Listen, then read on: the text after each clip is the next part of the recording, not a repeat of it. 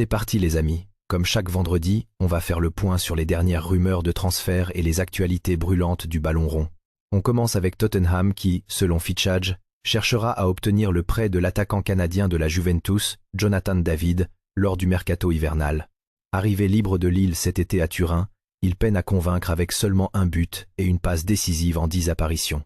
Les Spurs voudraient donc profiter de cette situation pour se renforcer en attaque durant l'hiver. C'est un joueur qu'ils suivent depuis longtemps et qui pourrait apporter une solution alternative à leur ligne offensive.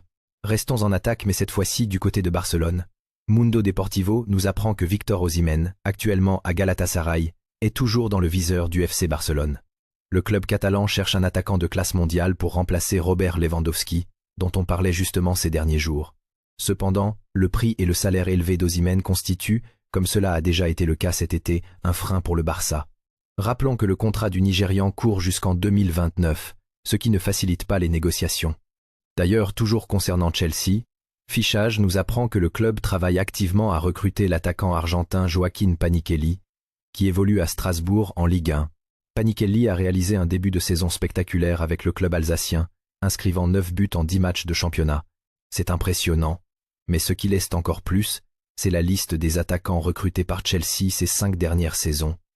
Timo Werner, pour 47 millions de livres, Romelu Lukaku pour 9,7 millions, Pierre-Emerick Aubameyang pour environ 12 millions, David Datro Fofana pour environ 10 millions, Christopher Nkunku pour 52 millions, Nicolas Jackson pour 31 millions, Marc Guiu pour environ 5 millions, Liam Delap pour 30 millions et Joao Pedro pour jusqu'à 60 millions. Ça commence à faire beaucoup d'attaquants, non? Toujours du côté de Barcelone, mais cette fois concernant une prolongation, TBR Football annonce qu'Eric Garcia a trouvé un accord pour un nouveau contrat avec le club catalan. L'international espagnol de 24 ans était courtisé par Chelsea et Tottenham, mais les deux clubs ont été informés qu'il n'est plus disponible. Une annonce officielle devrait être faite prochainement.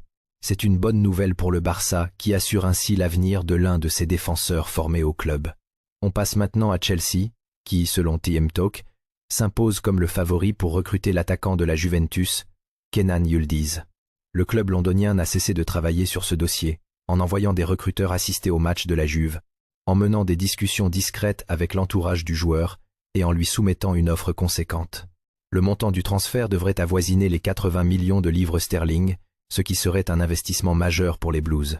Du côté de Manchester United, la Gazzetta dello Sport nous informe que Joshua Zirkzee pourrait déjà quitter le club. L'AC Milan est le dernier prétendant à s'être manifesté pour le recruter. Le club lombard souhaite être informé si le joueur devient disponible pour un prêt en janvier. Zirkzee souhaite quitter Old Trafford afin de bénéficier d'un temps de jeu conséquent en vue de la Coupe du Monde 2026. L'attaquant néerlandais n'a pas réussi à s'imposer chez les Red Devils depuis son arrivée cet été.